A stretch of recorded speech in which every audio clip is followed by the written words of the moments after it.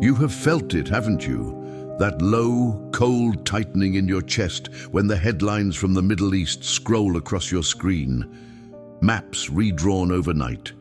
The names of ancient cities suddenly spoken again in the language of war. And beneath the noise of the news, a question you can barely put into words rises up and refuses to be silenced. What if none of this is random?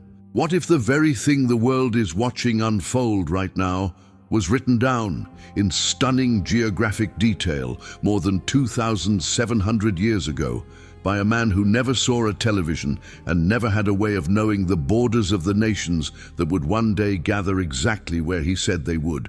His name was Ezekiel. Not a general, not a king, not a war strategist. He was an exile, sitting by a foreign river in the land of his captors, a priest torn from his temple, watching his people scattered like ash on the wind. And it was there, in that place of loss, that the hand of the Lord came upon him and showed him something that has haunted watchmen of the scriptures ever since. He saw a coalition, a gathering of nations, some of them separated by thousands of miles and centuries of hatred, marching together against a single small strip of land in what he called the latter years. He described their armor, their horses, their motives, and he named them one by one in the language of his own day, leaving a map so precise that scholars are still tracing his words onto modern borders and finding to their unease that they fit. But Ezekiel was not alone. Long before him, the prophet Isaiah spoke a burden over the oldest living city on earth, a city still standing today, and declared that it would one day cease to be a city at all. And woven between them, tucked into the songs of Israel, a temple musician named Asaph prayed a prayer that reads less like worship and more like a battlefield report, listing by name the ring of neighbors who would conspire to wipe a nation off the map. 3 witnesses, 3 texts, written centuries apart by men who never met, and yet lay them side by side, and they describe the same region, the same terrible convergence. Here is what makes this so unsettling and why you need to stay with me until the very end. These prophets did not merely predict that a war would come. They embedded within their words a set of signs, markers that would appear in sequence before the escalation reached its breaking point. 5 of them. 5 observable patterns that the text says would rise, one after another, like warning lights coming on across a darkening sky. The forming of alliances between old enemies, the rhetoric of annihilation spoken openly, the massing of military strength, the pressure of wealth and plunder driving nations toward a single prize, and the movement of uprooted multitudes, peoples displaced like a cloud rolling across the land. And when we examine these 5 signs against what stands before us in this present hour, the pattern becomes almost impossible to explain away as coincidence. Now understand something.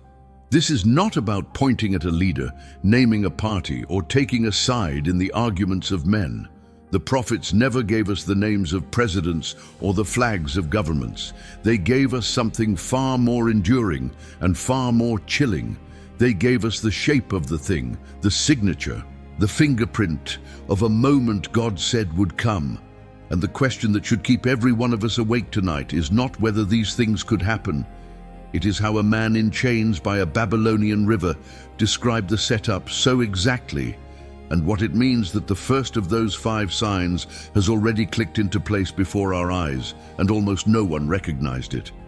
Because that first sign, the one hidden in plain sight, is the key that unlocks all the others. And once you see it, you will never be able to unsee it. So before we go one step further, do this for me. If you want to walk through all 5 signs and reach the revelation waiting at the end, the reason God chose to hand us the map of this war centuries in advance, then subscribe to God Revealed right now and tap that like button. It genuinely helps us carry this message farther. Do it now and come with me.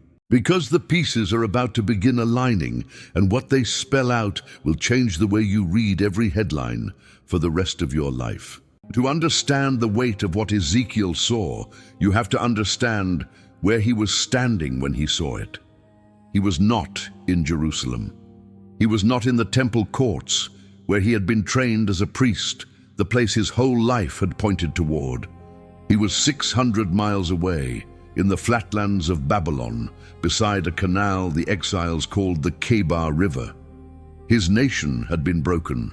The holy city lay in ruins behind him, and the people around him had begun to whisper the unthinkable, that their God had been defeated, that the covenant was dead, that the promises had failed.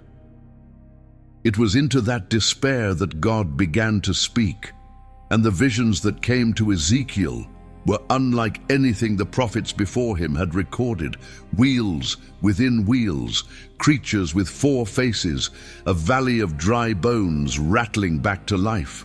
This was a man who saw the unseen world with a clarity that unsettled even the priests. So when he arrives at the 38th chapter of his book, and the word of the Lord comes to him yet again, we are not reading the speculation of a frightened exile. We are reading the testimony of a man who had already been shown the machinery of heaven and who now turns his gaze toward the distant future and describes what he sees marching across it. Think about what it cost him to write these words. Ezekiel had already spent years pronouncing judgment, watching his own prophecies of Jerusalem's fall come true stone by stone, burying his grief so deep that when his own wife died, God told him not to weep, so that his silence itself would become a sign to the people. This was a man acquainted with sorrow, a man who had earned the right to be heard. And now, near the far end of his book, after the bones in the valley have stood to their feet and the promise of a restored nation has been spoken, God lifts the curtain on one final scene. A war. Not the war that had already destroyed them, but a war reserved for a day none of them would live to see. The word of the Lord comes with a command. Set your face against a figure the text calls Gog, of the land of Magog, the chief prince of a coalition of peoples. And then Ezekiel does something extraordinary. He begins to read off the names of the nations that will gather under this banner. Persia, Cush, Put, Gomer, Beth Togarmah from the far north. Names that meant something precise to his ancient listeners, coordinates on a map they carried in their minds. And here is what the pattern reveals when we trace those ancient names to the ground they described. They form a ring, a great arc sweeping down from the far north, curving through the lands to the east, reaching south and west, every arrow pointing inward toward one small piece of ground, the mountains of Israel. Some scholars have spent lifetimes trying to soften these names, to reduce them to a vague poetic gesture, a symbolic picture of any generic enemy. Others insist the list is deliberately specific, that God does not fill his prophecies with idle words, and that each name was chosen because it anchors the vision to real ground. But when we examine the evidence, the second reading is difficult to escape. Ezekiel did not say the nations of the whole earth. He named particular peoples in particular directions, and he arranged them with the care of a man drawing a battle plan. The early church fathers wrestled with this same list, unsure how so distant a war could ever come to pass. They lacked the one thing we now possess. They could not see a nation of Israel standing again on the map. We can. Consider the implications of that geography. These were not neighboring tribes with a border dispute. These were peoples separated by vast distances, by language, by history, by centuries of having nothing whatsoever to do with one another. And yet Ezekiel says they will come together, bound by a single purpose, moving as one body against a nation that in his day did not even exist as a restored state. Remember, he was writing to exiles. There was no Israel to invade. The people were scattered. The land was desolate. For this prophecy to mean anything at all, a nation would first have to be regathered from the nations of the world and planted back in that soil. And Ezekiel says exactly that.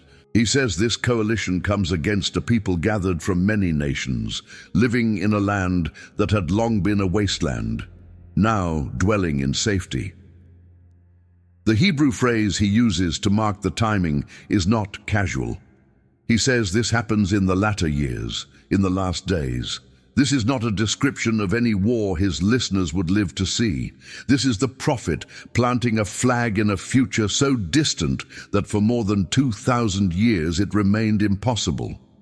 A regathered Israel, a hostile ring of nations, a moment the text itself labels as belonging to the end of the age. And this brings us to the first of the 5 signs, the forming of alliances. Notice what the text emphasizes again and again. It is not the strength of any single nation that Ezekiel highlights. It is the coming together, the alignment. He describes peoples who share no natural reason to cooperate, suddenly finding themselves bound in common cause, a confederation assembled across old fault lines of enmity. And this is precisely the pattern that has begun to take shape in our own hour. Nations that spent generations as bitter rivals, peoples whose hatred for one another was considered permanent, quietly aligning, forming arrangements and understandings that would have been unthinkable to the generation before. The individual pieces make headlines, but step back and the shape of the whole is what should stop your breath. The ring is forming, the arc is bending inward. The alliance Ezekiel described is no longer a theological abstraction. It is a map you could draw today. But there is something in Ezekiel's list that interpreters have circled cautiously for centuries, a name near the top of the coalition that carries an unsettling precision, and a location so specific that it narrows the whole prophecy down. And when we lay it beside a second prophet, a man who spoke a burden over a single city, a city still inhabited at this very moment, the calendar of these signs suddenly sharpens into something far more immediate than anyone is comfortable admitting. Before we go further, we have to clear away a misunderstanding that has kept many readers from seeing what Ezekiel actually wrote. Some scholars argue that this war already happened long ago, buried somewhere in the record of ancient battles, and that we are chasing a prophecy that has already been spent. It is a comforting thought. It lets us close the book and sleep soundly. But when we examine the text against history, the argument collapses under its own weight. Ezekiel says this coalition comes against a people regathered from many nations into a land that had been desolate, a people dwelling in safety, in a moment he calls the latter years. Search the ancient world from end to end, and you will not find it. There is no era in which the precise combination Ezekiel describes ever occurred, no invasion in which that specific ring of nations marched against a restored and regathered Israel living in security. The pieces have never once aligned, not in his century, not in any century since, which means the prophecy was not describing the past. It was reaching forward past the reader's lifetime and past ours, toward a convergence that could only assemble in an age like the one now unfolding. Notice what the text doesn't say. It never dates the war to Ezekiel's own generation. The silence there is as significant as the words. And this is where a second prophet steps into the story and sharpens everything. Nearly a century and a half before Ezekiel, Isaiah lifted his eyes toward the north and spoke a burden, an oracle of crushing weight over a single city, Damascus. And what he declared should stop us cold. He said that Damascus would cease from being a city, that it would become a ruinous heap. Let that truth sink in. Damascus is widely regarded as the oldest continuously inhabited city on the face of the earth.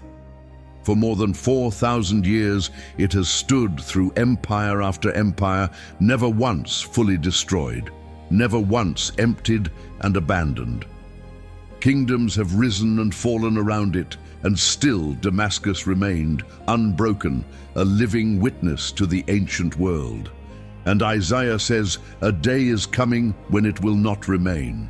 When this ancient survivor, this city that outlasted them all, will be reduced to a heap of rubble that is no longer a city at all. Such a thing has never happened in all its long history. The Hebrew word Isaiah reaches for is stark. He does not say Damascus will be damaged or besieged or humbled. He says it will be taken away from being a city, removed from the ranks of the living cities of the earth, and left as a fallen ruin. Some interpreters, uneasy with so absolute a statement, have tried to tie it to an old Assyrian campaign that battered the city long ago. But when we cross-reference the details, that reading breaks apart. Damascus recovered from Assyria. It rebuilt. It went on living for another 2,700 years. Isaiah's oracle speaks of something with no recovery written into it, a final undoing that the record of history has never once matched.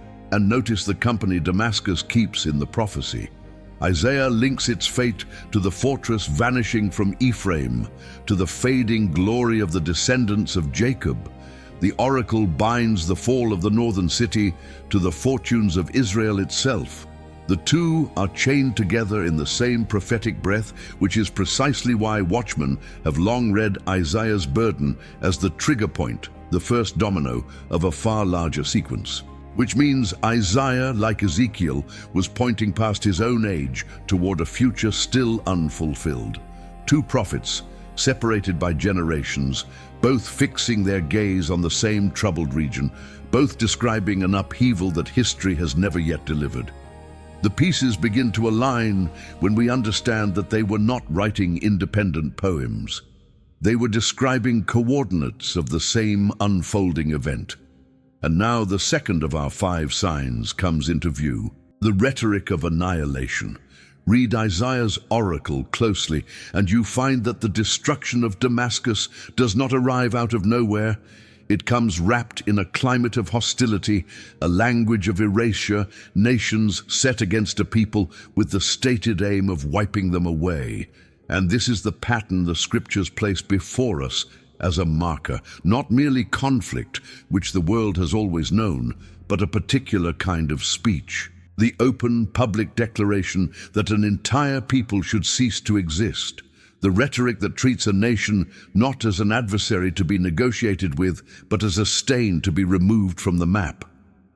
This is what makes the signs so recognizable.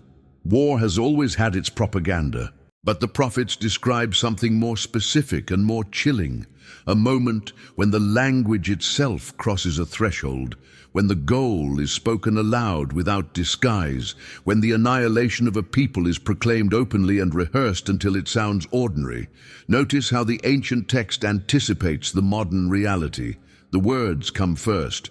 Before the armies move, the tongues move. Before the borders shift, the speeches shift.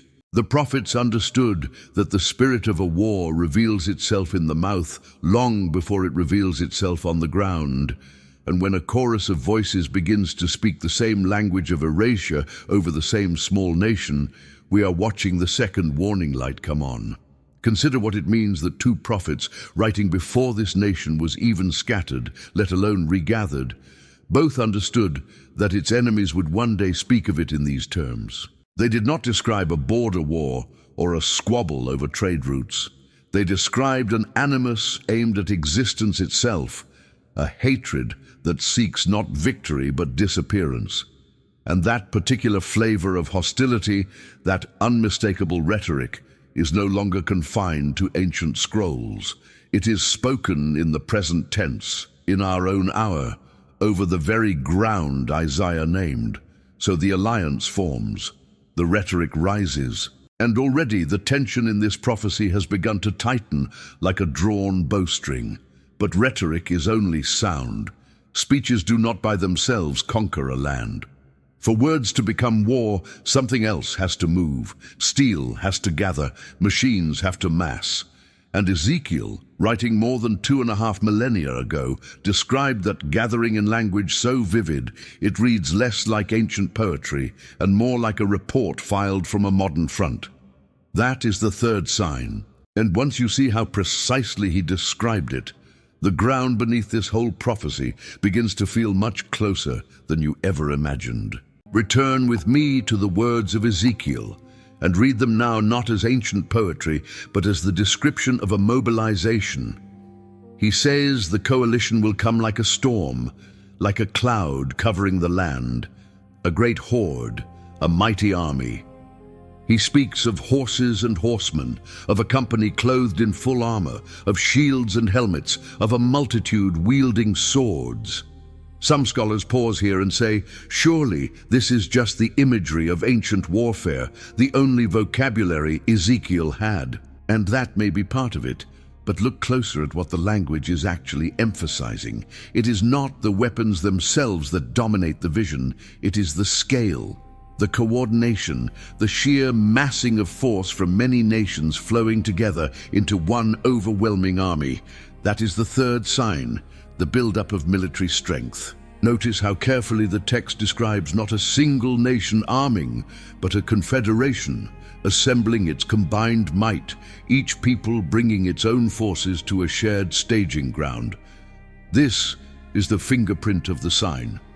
Not one country preparing for defense, which is ordinary, but a gathered alliance concentrating its power around a single objective, coordinating across borders that used to divide them. And this pattern of coordinated build-up, of arsenals swelling and forces aligning across a region that was once fractured into rival camps, is exactly the kind of movement the prophets told us to watch for.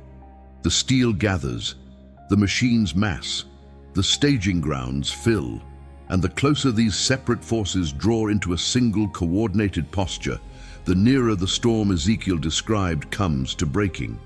But Ezekiel does not leave us to guess why they come. And here the prophecy grows even more precise because it names the motive. This is the fourth sign, and it is one the world rarely admits out loud. Listen to the words the Lord puts in the mouth of the invader. He comes, the text says, to seize plunder and carry off loot, to turn his hand against a people gathered from the nations, a people rich in livestock and goods, living at the center of the land, to take a spoil and to take a prey. Read that again and feel the weight of it. The engine of this war is not merely hatred, it is wealth. It is the pressure of plunder, the pull of resources, the hunger to seize what that small strip of ground has come to possess. Consider the implications. For most of recorded history, the land of Israel was a byword for desolation, a stretch of malarial swamp and barren rock that travelers described as the most forsaken country on earth. There was nothing there to plunder, no spoil worth the march. And yet Ezekiel insisted that in the latter years this same land would become a prize so valuable that a coalition of nations would risk everything to seize it. For that to be true, the wasteland would have to bloom.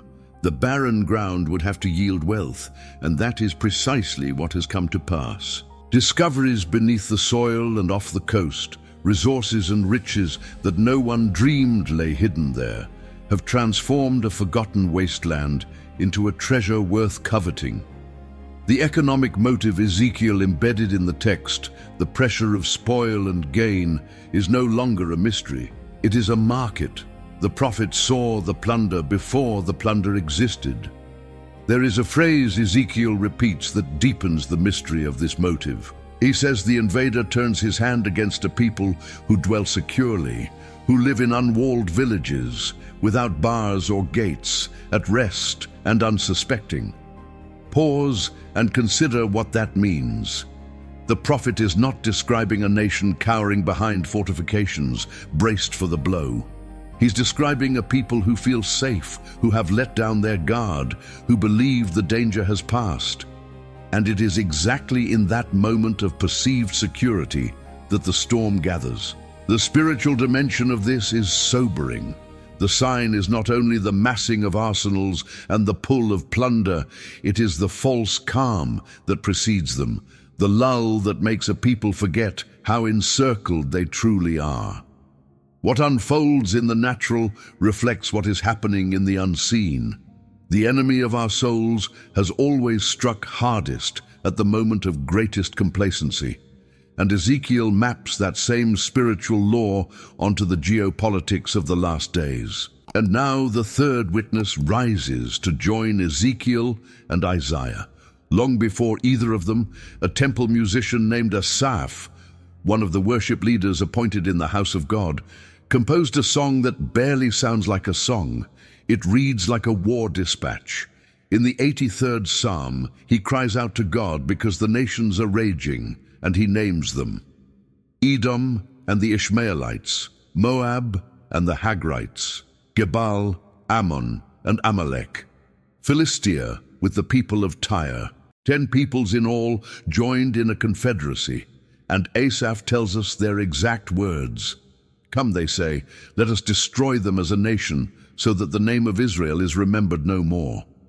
There it is again, centuries before Ezekiel and Isaiah ever wrote. The same language of erasure, the same drive to blot out a name, rising now from the mouths of the inner ring. The pattern is unmistakable when we examine how consistently these separate authors, across the span of Israel's history, describe the identical hostility aimed at the identical people. This is not one prophet's private nightmare.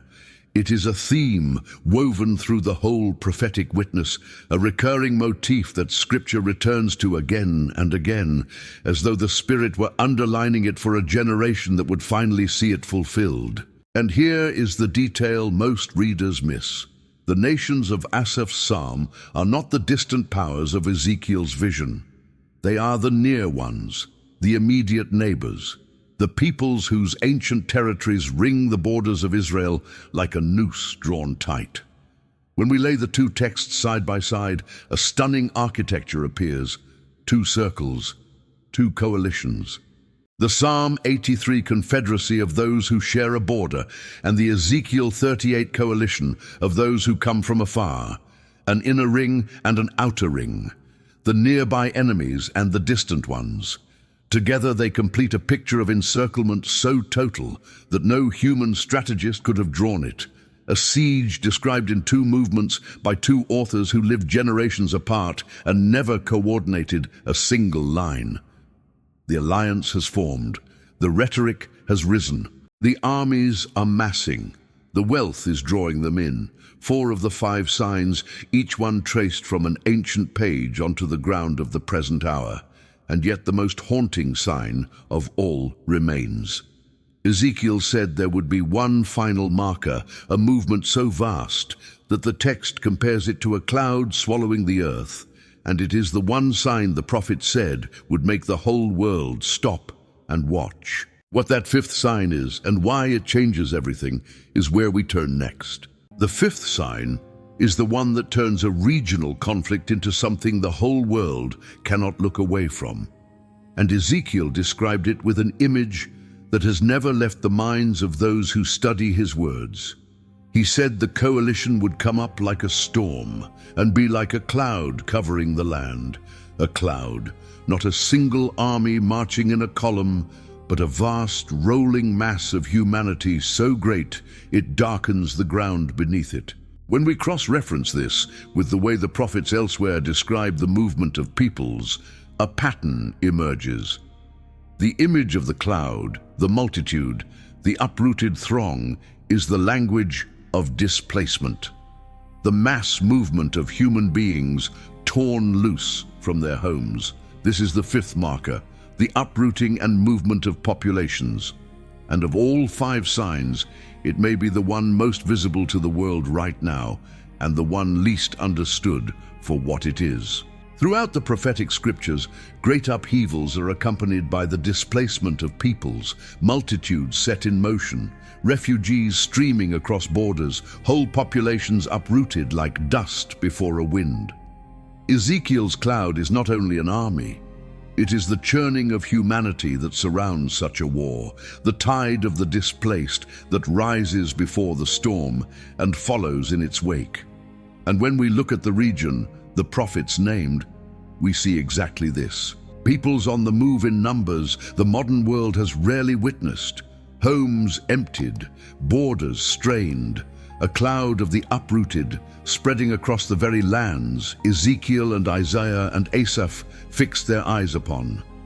Now step back and see what we have assembled.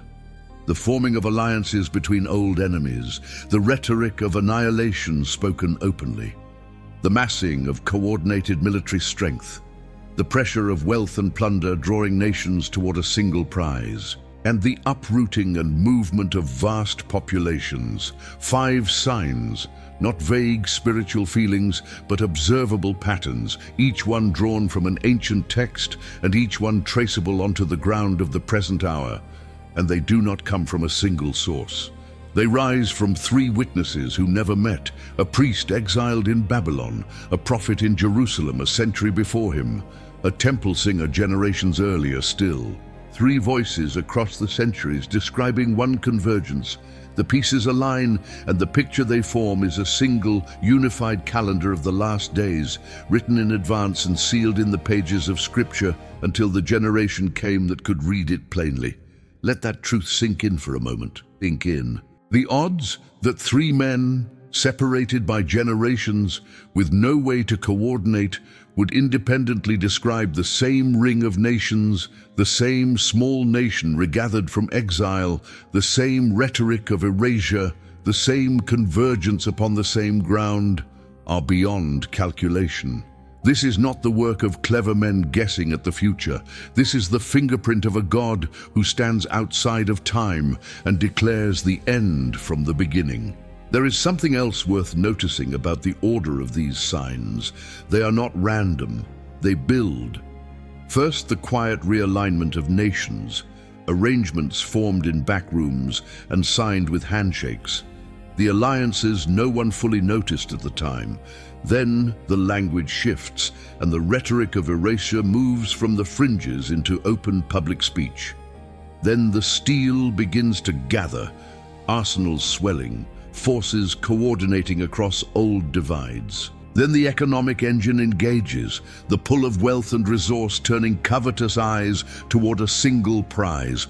And finally the human tide, the cloud of the displaced, the uprooting of multitudes that signals the whole region has passed the point of no return. Each sign makes the next more possible. Each stage lowers the barrier to the one that follows. This is not a list of unrelated events. It is a sequence, a staircase descending toward a single moment. And the prophets laid the steps in the exact order a war of this kind would actually unfold. And here, precisely where the weight of all this could crush a heart with fear, the text does something you might not expect. It comforts, because the same prophecy that describes the coalition also describes its end. Read on in Ezekiel, and the moment the invader comes against the land, the Lord himself intervenes. My hot anger will be aroused, he says. The mountains will be thrown down, and every wall will fall to the ground. He summons a sword, sends confusion, turns the coalition against itself. And when the smoke clears, it is not the armies of men who have won. It is the God of Israel who has acted. The very war that looks like the triumph of Israel's enemies becomes, in the end, the stage on which God reveals his own power to a watching world. This is the typology the prophets return to again and again. A hostile power rises against the people of God. The situation looks utterly hopeless. The odds are impossible. And then, at the last hour, the Lord himself steps onto the field. It happened at the Red Sea, when the sea itself became a weapon. It happened in the days of the judges, when confused armies turned their swords upon each other. It happened when a single angel emptied a besieging camp overnight. Ezekiel 38 is written in that same key. It is the ancient pattern raised to its final and greatest scale, the last great demonstration that the arm of flesh cannot prevail against the purposes of heaven. What unfolds in the natural reflects what is happening in the heavenly realms, and in the heavenly realms this battle is already decided. Do you see the mercy hidden in that? The believer is not asked to read these signs and collapse into terror. We are not children of fear. The same book that hands us the map of this war hands us the outcome, and the outcome belongs to God.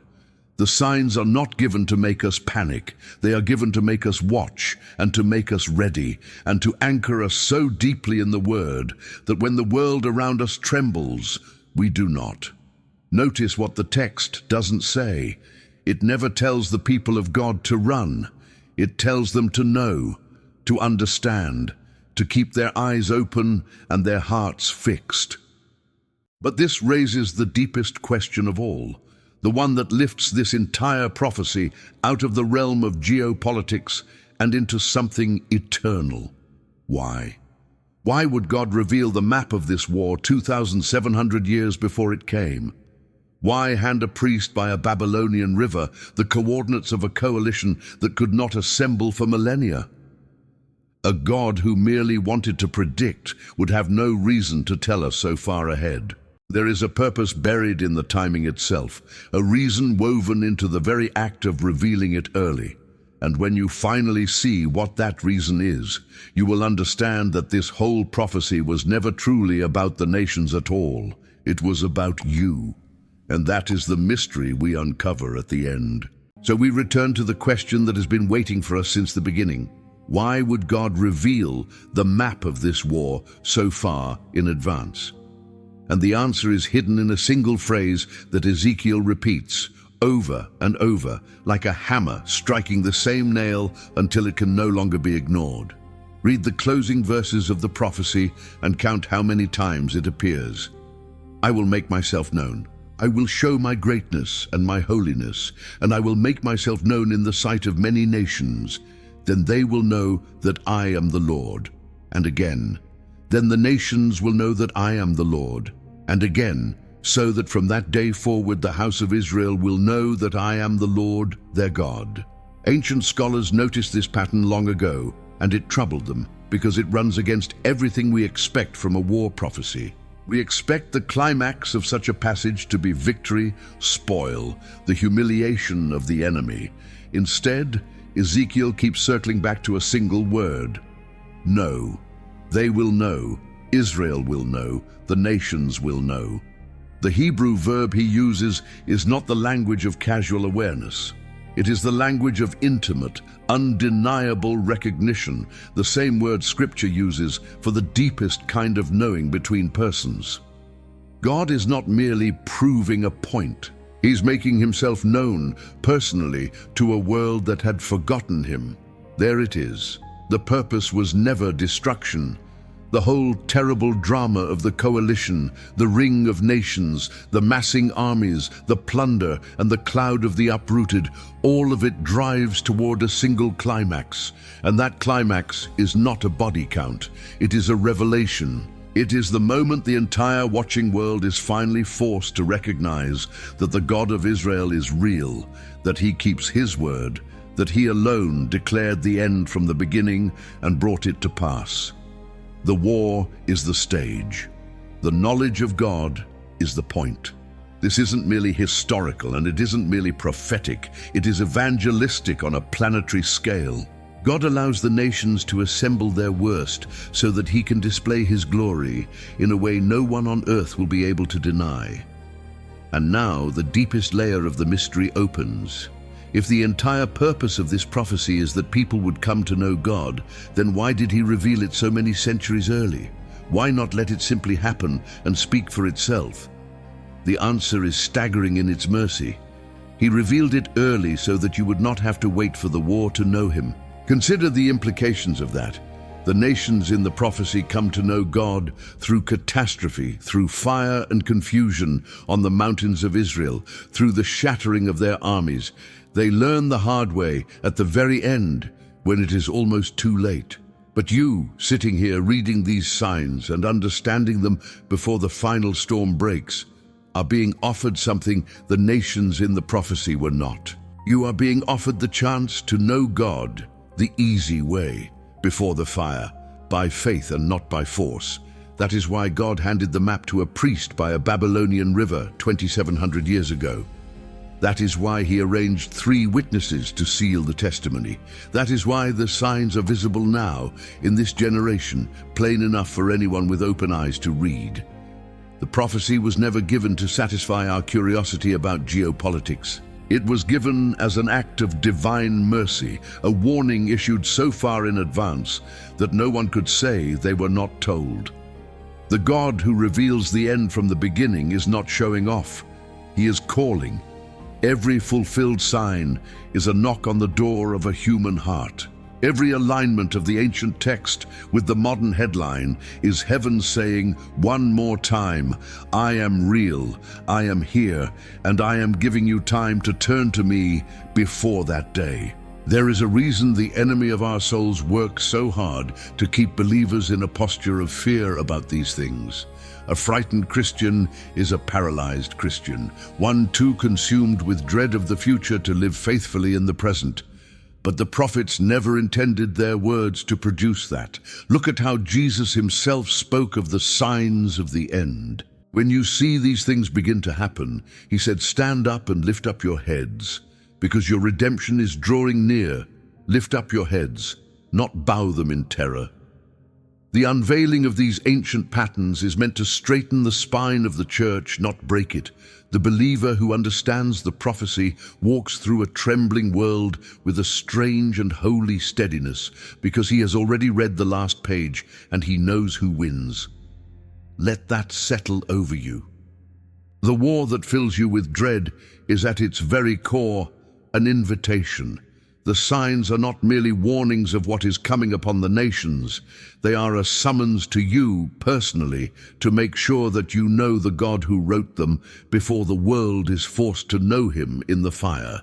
This is what the prophets were reaching toward across all those centuries, not to frighten you into paralysis, but to draw you into the safety that is found only in him. Think of what it means to hold this knowledge in a generation that is watching the very signs unfold. For 2,000 years, believers read Ezekiel 38 and Isaiah 17 and the 83rd Psalm as distant thunder, promises for some far-off age they would never see.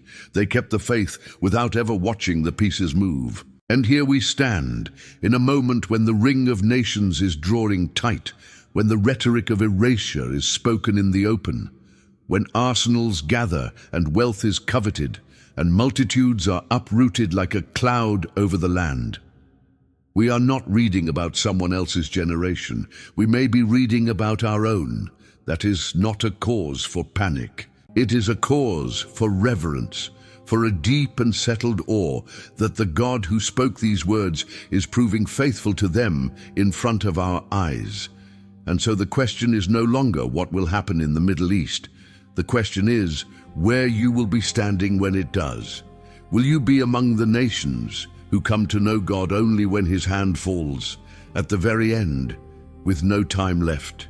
Or will you be among those who heard the knock, recognized the voice, and opened the door while the offer was still open? The word of God has stood for thousands of years, outlasting every empire that ever mocked it, proving itself true prophecy by prophecy. Stand firm on that word. Let it be the rock beneath your feet when the ground of this world begins to shake. Because everything the prophets promised has come to pass in its season, and everything that remains will come to pass as well. And the God behind all of it is not far off. He is as near as this moment, and as near as your own willingness to turn to him. If this journey through the scriptures stirred something in you, I want to hear it.